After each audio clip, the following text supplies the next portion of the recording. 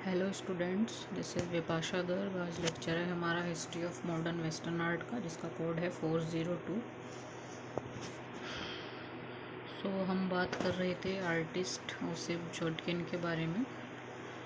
ये इनकी पिक है ओसिप जॉटकिन की। इनका जो जन्म था वो 14 जुलाई 1890 में हुआ था, और इनकी मृत्यु जो हुई थी वो 25 नवंबर 1967 में।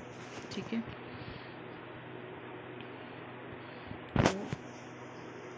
हमने इनकी अर्ली लाइफ के बारे में बात की थी इससे पिछली पीपीटी में। आज हम इससे आगे बात करते हैं पर्सनल लाइफ के बारे में। ओसिप जॉटकिन एक बेलारूसी मूल के फ्रांसीसी प्राकृतिक कलाकार थे। जो जॉटकिन जी थे वो एक बेलारूसी मूल के फ्रांसीसी प्राकृतिक कलाकार थे।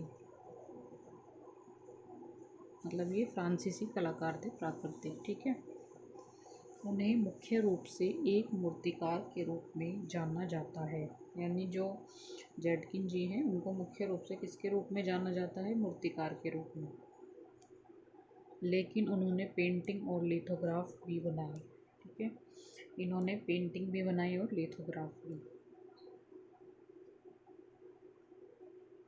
मतलब पेंटिंग के साथ साथ इन्होंने लिथोग्राफी भी की है। अगस्त 1920 में जॉटकिन ने वैलेंटाइन पैक्स से शादी की, जो सिली और फ्रांसीसी कैटलन वंश के अजीलिया में जन्मे चित्रकार थे। मतलब अगस्त 1920 में इनकी शादी हुई थी। किससे? जॉटकिन ने वैलेंटाइन पैक्स से शादी की थी, जो सिली और फ्रांसीसी कैटलन वंश के अजीलिया में जन्मे चित्रकार थे। पैक्स और जॉटकिन की कोई संतान नहीं थी इनकी, मतलब कोई भी संतान नहीं थी। जॉटकिन मॉन्टपार्नास में एक पड़ोसी और हेनरी मिलर का दोस्त था। तो जो जॉटकिन थे वो मॉन्टपार्नास में एक पड़ोसी और हेनरी मिलर का दोस्त था। ठीक है, और मिलर के उपन्यास टॉपिक ऑफ कैंसर, ये 1934 में बनी हुई है। टॉपिक ऑफ कैंसर में बोरक्सी के चरित्र द्वारा उनका प्रतिनिधित्व किया गया था, है ना। तो जो मिलर का उपन्यास था ये टॉपिक ऑफ कैंसर, ये 1934 में था। में बोरक्सी के चरित्र द्वारा उनका प्रतिनिधित्व किया गया था।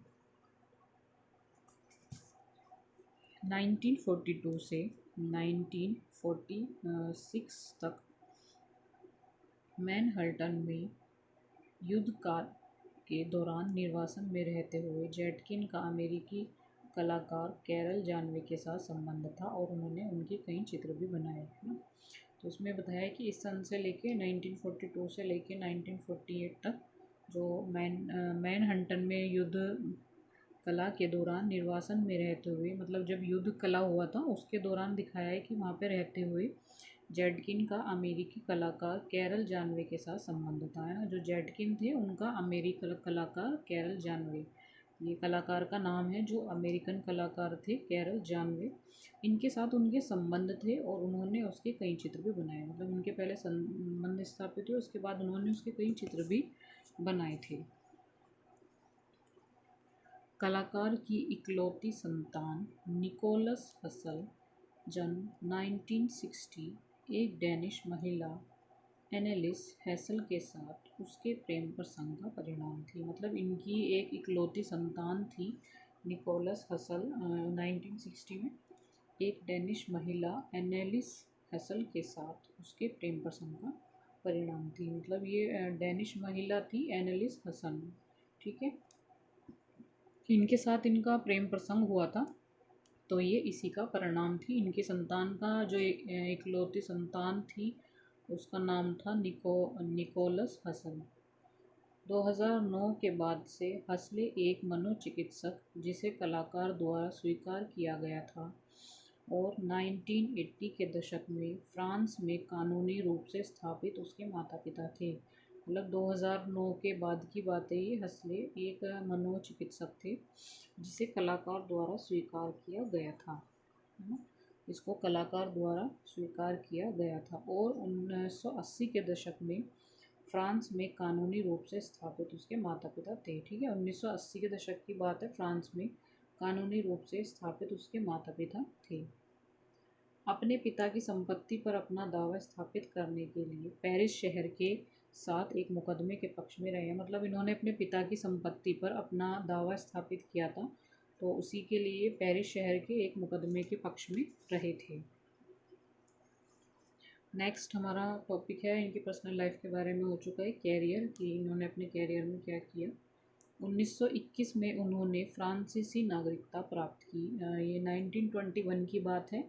इन्होंने फ्रांसीसी नागरिकता प्राप्त की थी अपनी। जेटकिन ने प्रथम विश्व युद्ध के दौरान फ्रांसीसी सेना में एक स्ट्रेचर बेरर के रूप में कार्य किया। मतलब जब प्रथम विश्व युद्ध हुआ था उसके दौरान ही इन्होंने फ्रांसीसी सेना में काम किया था। किसके रूप में? एक स्ट्रेचर बेरर के रूप में। ठीक है, 1921 में इन्होंने अपनी फ्रांसीसी नागरिकता प्राप्त की। उसके बाद जब प्रथम विश्व युद्ध हुआ था उसके दौरान इन्होंने फ्रांसीसी सेना में एक स्ट्रेचर बेयर के रूप में काम भी किया और कार्रवाई में घायल हो गया। मतलब जब हुआ था तो कार्रवाई हुई थी तो उसमें ये घायल हो गए थे। उन्होंने अमेरिका में द्वितीय विश्व युद्ध बिताया। मतलब जब ये अमेरिका में थे वहाँ पे उस टाइम द्वितीय विश्व युद्ध हुआ था उन्हीं के सामने।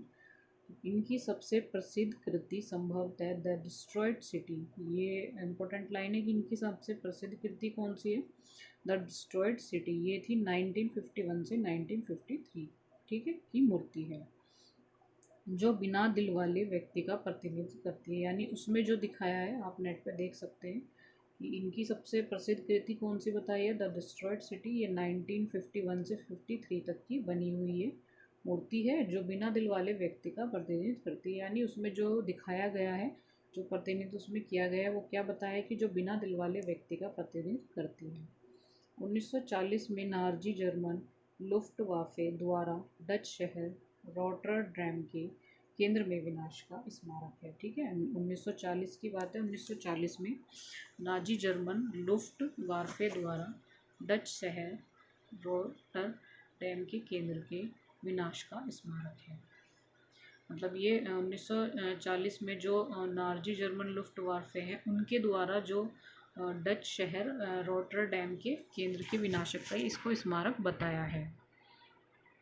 उन्होंने 1958 तक एकेडमी डे ला ग्रांडे चेमीरे में मूर्तिकला कक्षाएं सिखाई। मतलब ये 1958 की बात है। इन्होंने एकेडमी में, और एकेडमी का नाम क्या है? De la Grande Chaumiere. इसमें इन्होंने मूर्तिकलाएं सिखाई थी, कक्षाएं ली थी वहाँ पे और उसको सिखाया था। उनके शामिल कलाकारों गेलवा ड्रैगन 1925 से 2008 और जेनेविव पेजेंट के छात्रों ने, है ना। मतलब इसमें कलाकार बताए हैं, शामिल कलाकार थे गेवला ड्रैगन और जेनेविव पेजेंट के छात्रों ने सिखाई थी। नेक्स्ट है अवार्ड्स। अवार्ड्स इनको क्या क्या मिले हैं? 1950 वेनिस बीनल स्कल्पचर प्राइज़। ठीक है, 1950 में मिला था उनको ये। नेक्स्ट मिला था उनको 1961 में। 1950 में मिला था वेनिस बिएनाले स्कल्पचर प्राइज़ और 1961 में मिला था इनको ग्रैंड प्राइज नेशनल देस आर्ट्स। ठीक है, ये दो इनको अवार्ड मिले थे जो इनके ज़रूरी अवार्ड थे। नेक्स्ट है संग्रहालय म्यूज़ियम। मोंटपर्नासे में उनका पूर्व घर और स्टूडियो अब मूसी जेटकिन का है। जब उनकी पूर्व पत्नी पैक्स की मृत्यु हो गई तो उन्होंने मूसी जेटकिन के गठन के लिए पेरिस शहर को घर और कला स्टूडियो दान कर दिया। मतलब जब इनकी जो पूर्व पत्नी थी पैक्स, तो जब उनकी मृत्यु हो गई थी तो इन्होंने मूसी जेटकिन के गठन के लिए उस पेरिस शहर को घर और कला स्टूडियो दान कर दिया। फ्रांस के मिडी पिरेनीज क्षेत्र के लेस ऑक्स गांव में एक मूसी जेटकिन भी है। जेटकिन कई वर्षों तक लेस ऑक्स में रहे और वहां रहते हुए क्रॉस और पिएटा पर एक विशाल क्राइस्ट को उकेरा, जो 12वीं शताब्दी के चर्च में चित्रित किया गया है। मतलब जो जेटकिन ये कई वर्षों तक कहाँ पे रहे थे? लेस ऑक्स में। ठीक है, और वहाँ रहते हुए इन्होंने क्रॉस और पिएटा पर एक विशाल क्राइस्ट को उकेरा था। क्रॉस और पिएटा पर, ये इम्पोर्टेंट लाइन है कि इन्होंने किस पर एक विशाल क्राइस्ट को उकेरा था। उसके बाद 12वीं शताब्दी के चर्च में ये चित्रित किया गया, जो संग्रहालय के सामने खड़ा है। नेक्स्ट है ये public collection. Among the public collection holding work by Osip Zadkine are. ये इन्होंने दिखाया है कि पब्लिक कलेक्शन कौन कौन सा इन्होंने होल्ड किया था। फर्स्ट है Van Abbe museum Eindhoven Netherlands. Second है museum de Fundatie Zwolle Netherlands. Third है Tel Aviv museum of art Israel. Fourth है म्यूज जेटकिन। ठीक है, ये इनके पब्लिक कलेक्शन थे। ये 4 ही थे, ये आप याद कर लेना अच्छे से। ठीक है, आज की वीडियो में इतना ही है, फिर आगे नेक्स्ट वीडियो में डिस्कस करेंगे।